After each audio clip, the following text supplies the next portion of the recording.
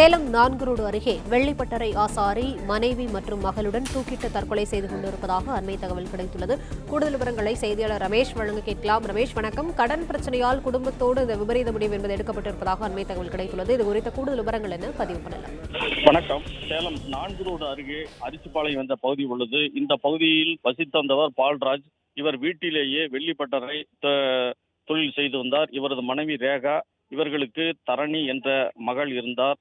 தரணி தற்போது +1 படித்து வந்துள்ளார். இன்று காலை பால்ராஜ் வீடு கதவு திறக்கப்படவில்லை. இதனால் சந்தேகமடைந்த அக்கம்பக்கம் இருந்தவர்கள் கதவை தட்டினர். கதவு திறக்கப்படாததால் உடனே சந்தேகமடைந்து பள்ளப்பட்டி காவல் நிலைய போலீசாருக்கு தகவல் தெரிவித்தனர். உடனே போலீசார் விரைந்து வந்து கதவை உடைத்து உள்ளே சென்று பார்த்தனர். அங்கு பால்ராஜ் மற்றும் அவரது மனைவி ரேகா, மகள் தரணி ஆகியோர் சேலையில் தூக்கிட்டு தற்கொலை செய்து கொண்டிருப்பது தெரிய வந்தது. பின்னர் 3 சடலங்களையும் பள்ளப்பட்டி காவல் நிலைய போலீசார் கைப்பற்றி விசாரித்து வருகிறார்கள். கடந்த சில மாதங்களுக்கு முன்பு பால்ராஜ் கடன் வாங்கி வீடு கட்டியுள்ளார். இந்த கடன் தொகை கட்ட முடியால் அவதிப்பட்டு வந்ததாகவும், இதனால் அவர் தற்கொலை செய்து கொண்டிருக்கலாம் என்றும் உறவினர்கள் தெரிவித்துள்ளனர். இந்த சம்பவம் சேலத்தில் பரபரப்பை ஏற்படுத்தியுள்ளது.